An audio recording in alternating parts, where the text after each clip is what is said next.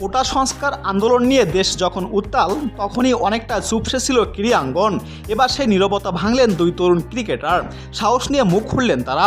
রক্তপাত নয়, শান্তি চেয়ে জানান দেন নিজেদের অবস্থান। কোটা সংস্করণ আন্দোলনের দাবিতে ফুঁসছে দেশ। একদিন আগেই ঢাকা বিশ্ববিদ্যালয় আন্দোলনকারীদের সাধারণ শিক্ষার্থীদের সাথে সংঘর্ষে জড়িয়েছে ছাত্রলীগ।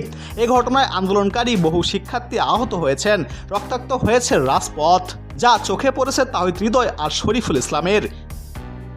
দেশ থেকে বহু দূরে থাকা এই দুই তারকা ক্রিকেটারের মন তাতে বিষয়ে উঠেছে। দেশের এক ক্রান্তিলগ্নে ব্যথিত তারা। জাতীয় দলের হয় তারকা ব্যাটার তাহিদ হৃদয় ঢাকা বিশ্ববিদ্যালয়ের লোক প্রশাসন বিভাগের শিক্ষার্থী।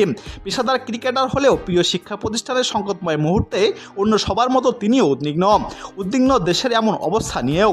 এ নিয়ে সামাজিক যোগাযোগ মাধ্যমে হৃদয় লেখেন, সব কিছু থেকে দূরে আছি, তাই অনেক কিছুই দেখা যায়নি। আর আমার প্রাণের ঢাকা ইউনিভার্সিটি তারা রক্তাক্ত না হোক। এদিকে আরেক ক্রিকেটার শরীফুল ইসলামও এমন রক্তের খেলা বন্ধের আহ্বান জানিয়েছেন। নিজের ফেসবুক ওয়ালে এক সংক্ষিপ্ত স্ট্যাটাসে তিনি লেখেন, আমি একজন ক্রিকেটার হলেও একজন ছাত্র। আমি চাই না আর কোনো ছাত্রছাত্রীর রক্ত ঝরুক। এই দুই তরুণ ক্রিকেটারে মুখ খুললেও এখনও চুপ দেশের শীর্ষস্থানীয় ক্রিকেটাররা। সরকার দলীয় সংসদ সদস্য মাশরাফি বিন মুর্তজা ও সাকিব আল হাসান তো বটেই, দেশের এমন ক্রান্তিলগ্নে মুখ খোলেনি তামিম ইকবাল খান, মুশফিকুর রহিম রাও। লঙ্কান প্রিমিয়ার লিগে খেলতে শ্রীলঙ্কায় অবস্থান করছেন তাহিদ হৃদয় ও শরীফুল ইসলাম। সেখানে বিলাফ কেন্দ্রের হয়ে খেলছেন শরীফুল, তাহিদ হৃদয় আছেন ডাম্বুলায়।